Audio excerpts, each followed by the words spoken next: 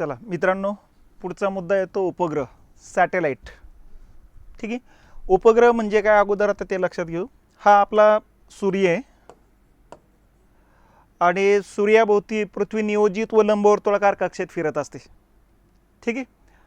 आणि पृथ्वीभोवती फिरणारे जे काही खगोल आहेत त्यांना म्हणायचं आपण पृथ्वीचे उपग्रह. तर थोडक्यात उपग्रह म्हणजे ग्रहाभोवती फिरणारे खगोल. म्हणजे आता या ठिकाणी हा सूर्य आहे आणि सूर्याभोवती नियोजित व लंबवर्तुळाकार कक्षेमध्ये या ठिकाणी ग्रह फिरत असतात. आणि ग्रहाभोवती नियोजित व लंबवर्तुळाकार कक्षेत फिरणारे जे खगोल असतात त्यांना म्हणायचं उपग्रह. ठीक आहे. तर अशा पद्धतीनं हे उपग्रह जे आहेत काही वेळेस ग्रहाच्या जवळून जात असतात, काही वेळेस दुरून जात असतात. ज्या वेळेस ते जवळून जात असतात या स्थितीला म्हणायचं उपभू स्थिती,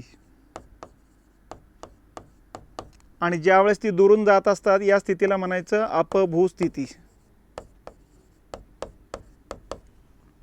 मग आता ग्रहासारखाच यांची गती डिपेंड केली जाणार आहे. ज्यावेळेस उपग्रह ग्रहाच्या जवळून जात असतात त्यावेळेस त्यांची गती जास्तीत जास्त असते, आणि ज्यावेळेस ते ग्रहापासून दुरून जात असतात त्यावेळेस ही गती कमीत कमी असते. तर त्यांच्या गतीवरती या ठिकाणी ग्रहाच्या गुरुत्वबलाचा पगडा पडत असतो. तर अशा पद्धतीनं उपभू स्थिती, अपभू स्थिती या स्थितीमध्ये या ठिकाणी लक्षात घ्यायचं की उपभू स्थितीमध्ये गती उपग्रहांची जास्त असते, परिभ्रमणाची गती. ठीक आहे. आणि अपभू स्थितीमध्ये ही गती कमी असते. तर अशा पद्धतीनं ग्रहाभोवती फिरणाऱ्या खगोलांना म्हणायचं त्या त्या ग्रहाचे उपग्रह. मग आता या उपग्रहांना 3 गती असतात. एक तर उपग्रह स्वतःभोवती फिरत असेल तर त्या गतीला म्हणायचं परिवलन गती. उपग्रह ग्रहाभोवती फिरत असेल तर ती झाली त्यांची परिभ्रमण गती.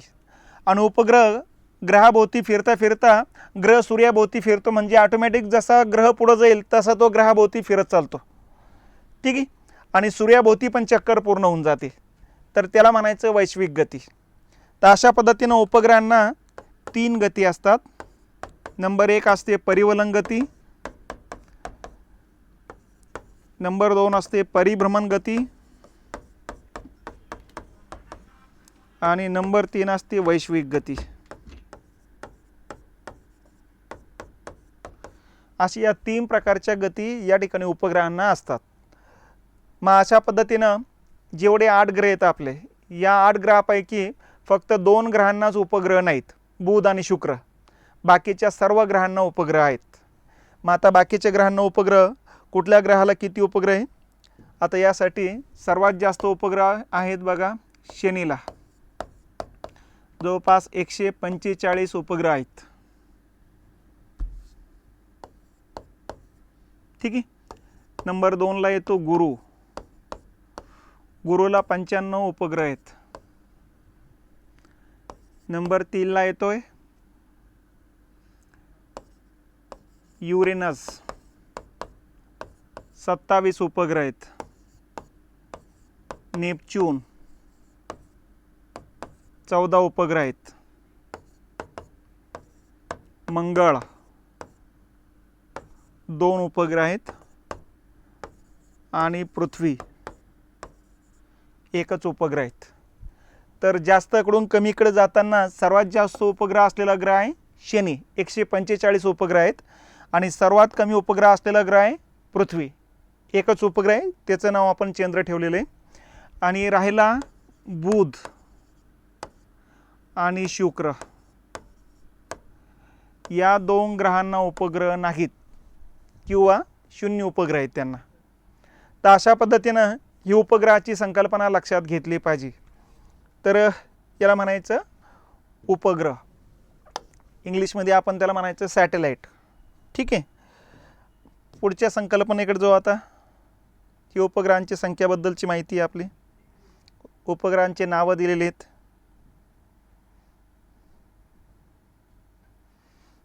ठीक आहे. पुढचा मुद्दा येतो लघुग्रह म्हणजे ॲस्टेरॉइड्स. ठीक आहे. मग आता लघुग्रह म्हणजे काय ते लक्षात घ्यायचं. हे बघा, सूर्याभोवती नियोजित व लंबवर्तुळाकार कक्षेत फिरणारे जे खगोल आहेत यांना आपण नाव दिलेले ग्रह, आणि ग्रहाभोवती फिरणारे जे खगोल आहेत यांना नाव दिलेले आपण उपग्रह. पण त्याचबरोबर सूर्याभोवती लाखो खगोल असे आहेत की जे सूर्याभोवती फिरतात परंतु नियोजित मार्गाने फिरत नाहीत. ठीक आहे. तर सूर्याभोवती फिरणारे परंतु नियोजित मार्गाने न फिरणारे जे खगोल आहेत त्यांना म्हणायचं लघुग्रह. मग हे लघुग्रह दरवर्षी नवीनच मार्गाने जात असतात, येत असतात, पण सूर्याभोवती फिरतात, फक्त त्यांचा मार्ग निश्चित नसल्यामुळे त्यांना नाव दिलं लघुग्रह. आणि हे लघुग्रह प्रत्येक ग्रहाच्या दरम्यान अवकाशामध्ये या ठिकाणी फिरत असतात.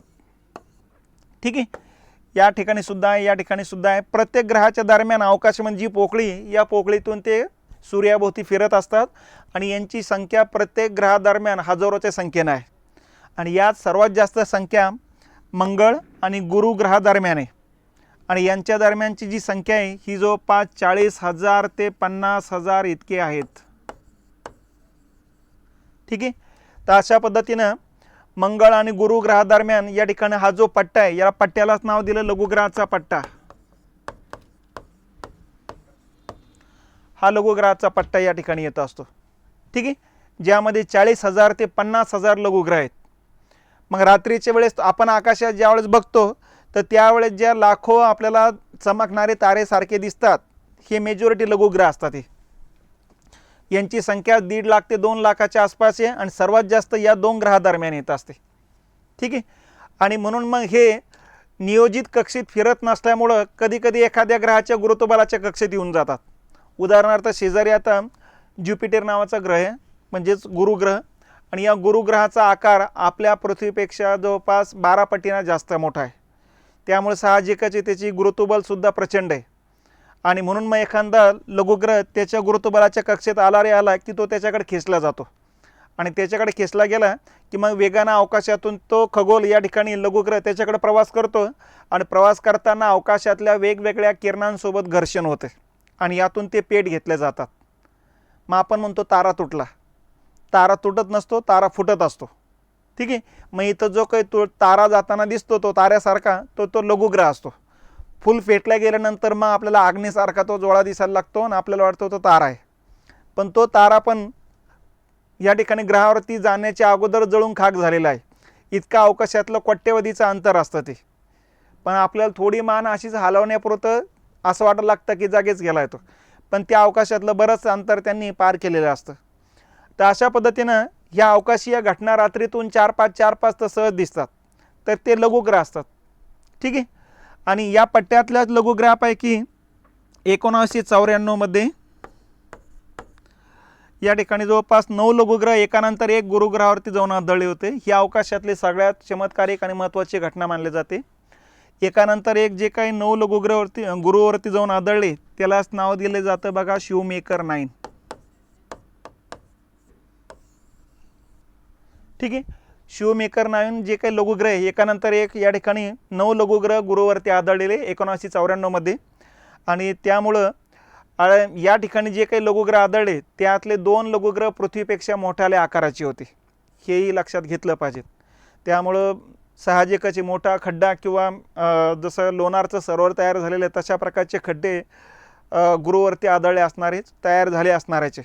प्रचंड ज्वाळा या ठिकाणी निर्माण झाल्या होत्या कारण नासानं त्यांचे उपग्रह सगळे त्याच्यावरती सॅटेलाईट जी त्याच्यावर लावून ठेवलेली होती बघा. ही सगळ्या घटना कॅमेऱ्यामध्ये कैद केलेल्या आहे. आणि यूट्यूबवरती तुम्ही शूमेकर 9 जर टाकलं तर यूट्यूबवरती तुम्हाला या 5 मिनिटाचा क्लिपा नासानं ज्या टाकलेल्या आहेत या ठिकाणी उपलब्ध आहेत. मग त्यावरून या अवकाशीय घटना जी आहेत या लघुग्रहाबद्दलच्या बऱ्याच अवकाशीय घटना आपल्याला ऐकायला मिळतील. तर या पद्धतीनं हे लघुग्रह या ठिकाणी लक्षात घेतले पाहिजेत. तर लघुग्रहाची संख्या प्रचंड आहे. लघुग्रहाची संख्या अवकाशामध्ये सूर्यकुलामध्ये जर विचार केला तर मिनिमम 1.5 लाख आहेत, त्याच्यापेक्षा जास्तच आहे. आणि त्यातही सर्वात जास्त या मंगळ आणि गुरु ग्रहादरम्यानच आहेत. 40,000 ते 50,000 येतील या 2 ग्रहाच्या दरम्यानच.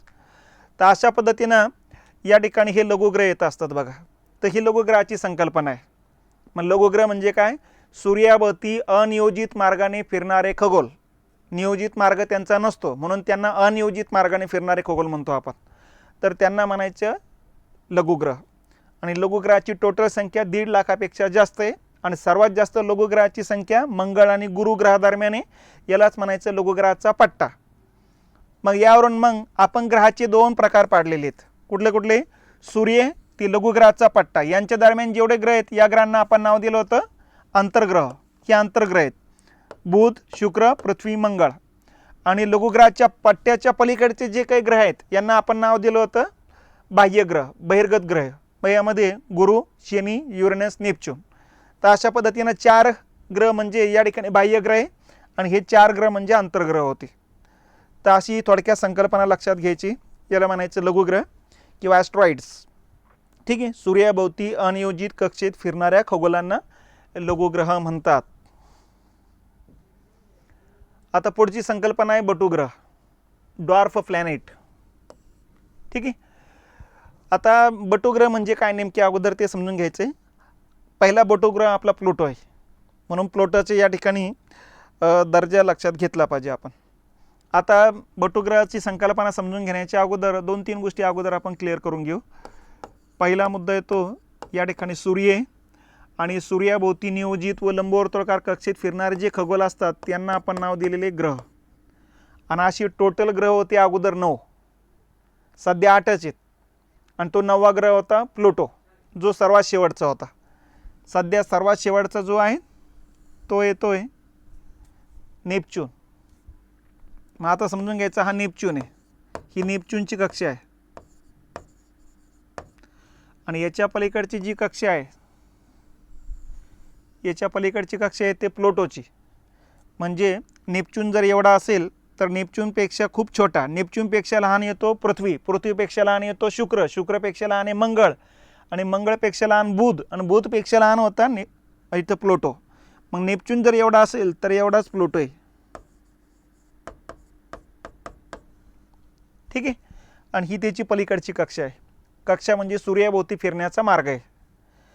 आता या ठिकाणी काही नेपच्यून आणि प्लुटो काही सोबत फिरत नाही, कारण दोघं काही एकाच मार्गावर नाही, यांचा मार्ग वेगवेगळा आहे.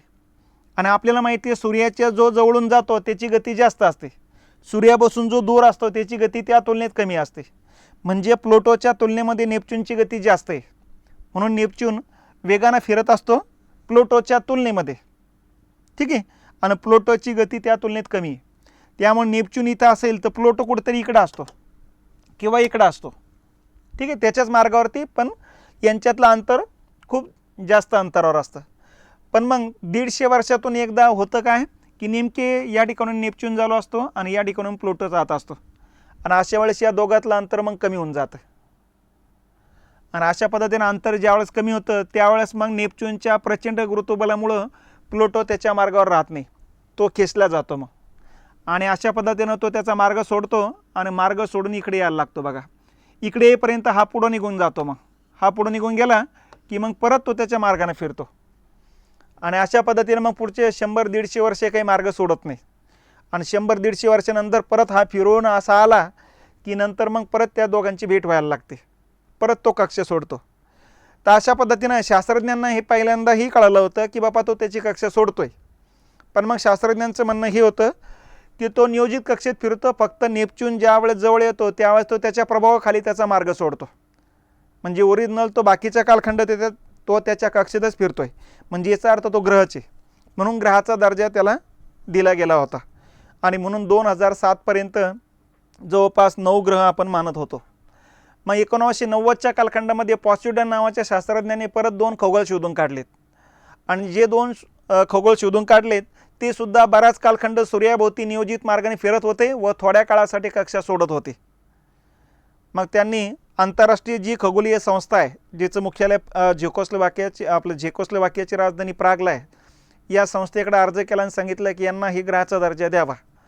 मग अशा प्रकारचा अर्ज केल्यानंतर त्यांनी त्यांचा अर्ज फेटाळला. आणि कारण काय दिलं की ते कक्षा सोडतात. मग यांनी दुसरा अर्ज केला आणि सांगितलं की हे जर कक्षा सोडत असल्यामुळं जर ते तुम्ही त्यांना बाद करत असाल तर मग प्लुटो पण कक्षा सोडतोच ना, मग त्याला का बरं ठेवलं ग्रहाच्या दर्जामध्ये किंवा व्याख्येमध्ये. आणि मग याच्यावरती चर्चा करण्याकरता परत बैठक घेणं गरजेचं बनलं. आणि 2006ला प्रागला जगभरातल्या खगोलशास्त्रज्ञांची बैठक झाली. आणि या बैठकीमध्ये व्याख्या क्लिअर करण्यात आल्या काय की सूर्याभोवती नियोजित व लंबवर्तुळाकार कक्षेत फिरणारे जे खगोल आहे, कक्षा अजिबात सोडत नाहीत, अशा खगोलांना म्हणायचं ग्रह. अजिबात कक्षा सोडत नाही असेच खगोल म्हणजे ग्रह. मग आता प्लूटो थोडी कक्षा सोडतो म्हणून त्याला ग्रहाच्या व्याख्येतून बाद करून टाकलं. मग ग्रहाच्या व्याख्येतून बाद केल्यामुळे ग्रहाची संख्या 9 वरून आली 8. मग आता मूळ मुद्दा हा आहे की प्लूटोला मग बाहेर टाकायचं तर कुठं टाकायचं. आता ग्रहाच्या जाती तर ठेवता येत नाही, उपग्रहात टाकता येत नाही कारण तो काही ग्रहाभोवती फिरत नाही, आणि लघुग्रहात टाकता येत नाही कारण लघुग्रह दरवर्षी नवीन मार्गाने जातात. हे 100-150 वर्षे तरी नियोजित मार्गाने फिरतोय आणि थोड्या काळासाठी कक्षा सोडतोय. म्हणून मग शास्त्रज्ञांनी एकमुखाने निर्णय घेतला की यांच्यासाठी एक नवीन संकल्पना तयार करा, आणि या नवीन संकल्पनेलाच नाव पडलं मग बटू ग्रह, ड्वार्फ प्लॅनेट.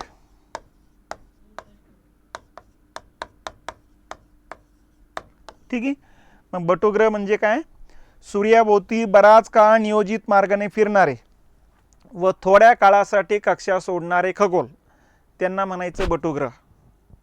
ठीक आहे. किंवा 5वीचं पुस्तक जर वाचलं तर त्याच्यामध्ये दिलेले मेजॉरिटी बटुग्रह जे आहे नेपच्यून ग्रहाच्या पलीकडचे. ठीक आहे. फक्त एकच बटुग्रह इकडं मंगळ आणि गुरु ग्रहादरम्यान आहे, ज्याचं नाव सेरेस आहे, आणि बाकीचे सर्व बटुग्रह नेपच्यून ग्रहाच्या पलीकडे आहे. मग त्यामध्ये एक प्लूटो येतो, त्याच्या पलीकडं हॉमिया येतो, त्याच्या पलीकडं माकी येतोय,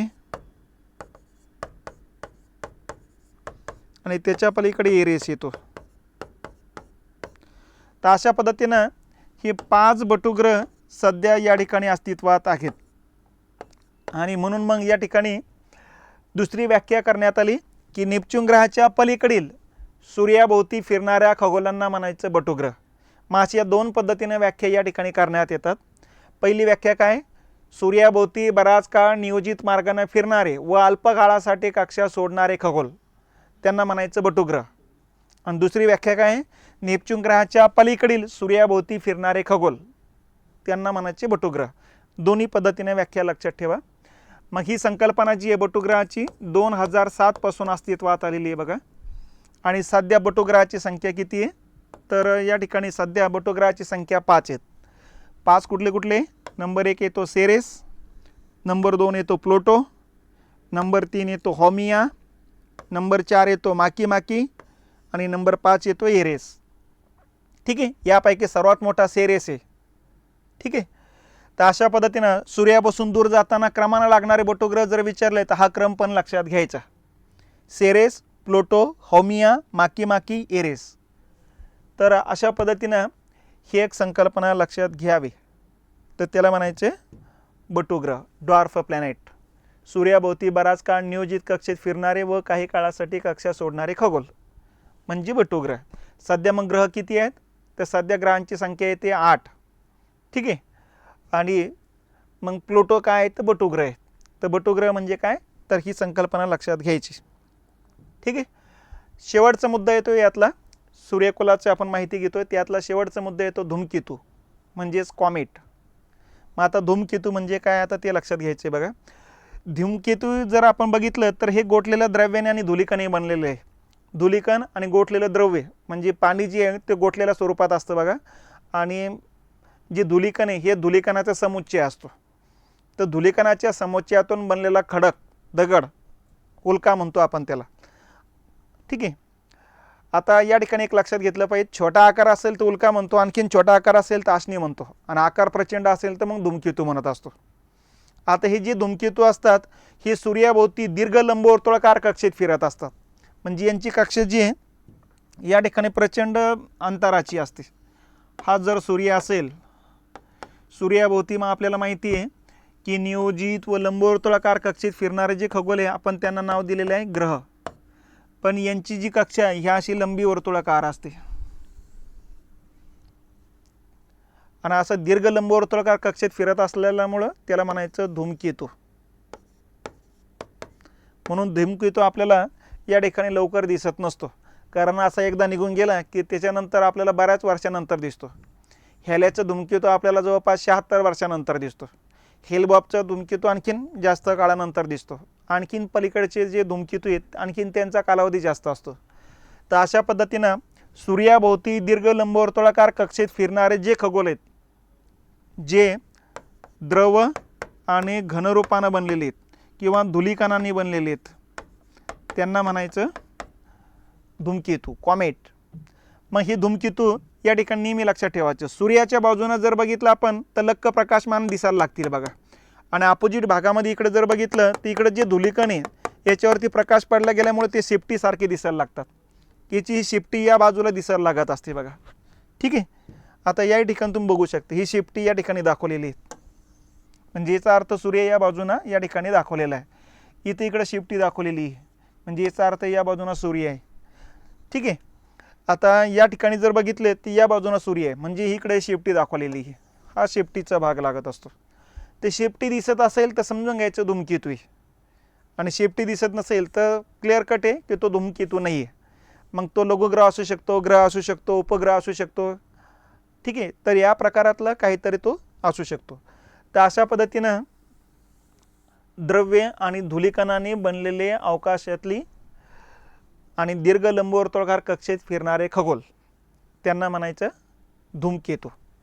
तर ही एक धूमकेतूची संकल्पना या ठिकाणी लक्षात घेतली पाहिजे. तर हे झालं विश्वाबद्दलची माहिती. या विश्वामध्ये आपण काय काय बघितलेले अगोदर तेही लक्षात घेऊ. विश्वामध्ये अगोदर सगळ्यात पहिले आपण संकल्पना विश्वाचीच क्लिअर केलेली. विश्व म्हणजेच युनिवर्स. मग यामध्ये लक्षात घेतलं पाहिजेत अवकाशातल्या जे तारका समूह आहे ज्याला दीर्घिका म्हटलेले आपण, या दीर्घिकांचा समूहोच्चय याला म्हटले जात आहे विश्व. विश्व उत्पत्तीचे सिद्धांत वगैरे आपण सगळे बघितलेले. दुसरी संकल्पना बघितलेली आहे दीर्घिका. दीर्घिका म्हणजेच गॅलेक्सी. ठीक आहे. वर्तुळाकार आकाराचा ताऱ्यांचा तारका समूह त्याला म्हणायचं दीर्घिका. त्याच्यानंतर आकाशगंगा. आकाशगंगा म्हणजेच मिल्की वे. ठीक आहे. ज्या दीर्घिका असंख्य दीर्घिका या असंख्य दीर्घिकेपैकी कुठल्या तरी एका दीर्घिकेमध्ये आपलं अस्तित्व आहे आणि आपलं म्हणजे सूर्यकुलाचे आपल्या सूर्यकुलाचे अस्तित्व ज्या दीर्घिकेत आहे त्या दीर्घिकेला आपण नाव दिलं आकाशगंगा. मग आकाशगंगानंतर आपण ताऱ्याची संकल्पना बघून घेतलेली. वायुरूपानं बनलेला उष्ण तेजस्वी खगोल जो स्वयंप्रकाशित असतो. ताऱ्यानंतर मग आपण आपल्या सूर्याची माहिती बघितलेली, आपल्या ताऱ्याची माहिती बघितली आणि त्याच्यानंतर मग आपल्या सूर्याभोवती फिरणाऱ्या खगोल म्हणजे सोलार सिस्टीम म्हणतो आपण त्याला. या सोलार सिस्टीमची माहिती घेतलेली. मग या सोलार सिस्टीममध्ये काय काय बघितलं. यामध्ये पहिलं आपण बघितलं ग्रह म्हणजेच प्लॅनेट. त्याच्यानंतर उपग्रह, सॅटेलाइट.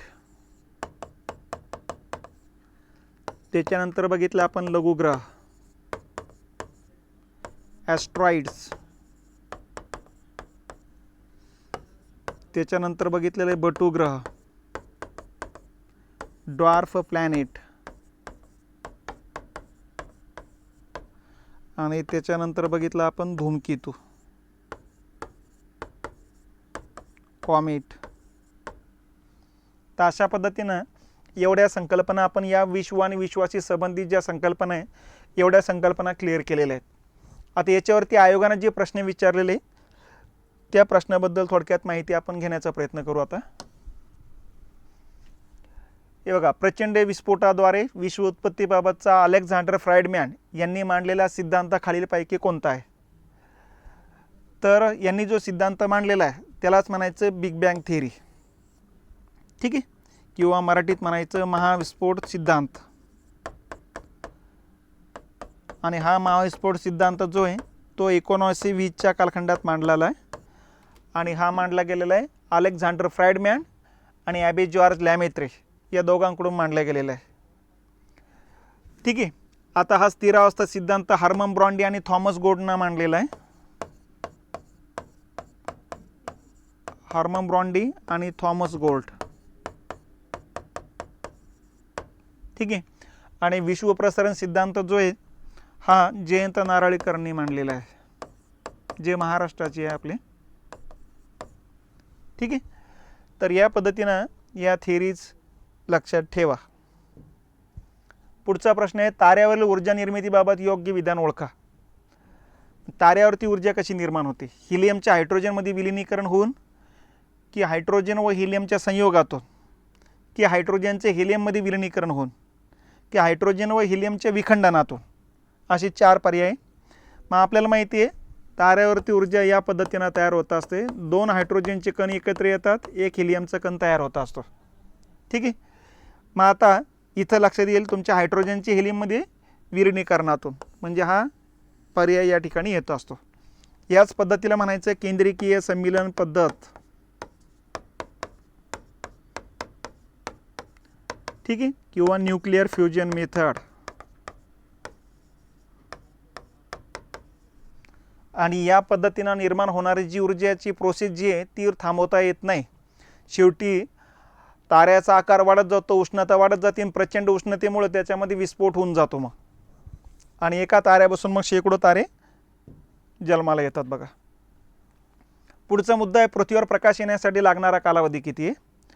मग आपल्याला माहिती आहे प्रकाश येण्यासाठी 8 मिनिटं 20 सेकंद इतका कालावधी लागतो, म्हणजेच 500 सेकंद इतका कालावधी लागतो.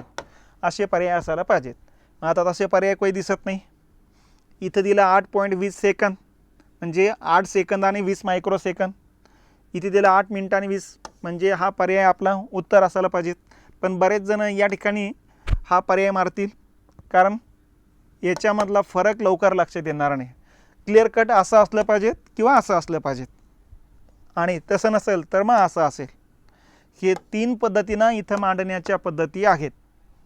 ठीक आहे. चला, तर ही झाली विश्वाबद्दलची आतापर्यंतची ही माहिती.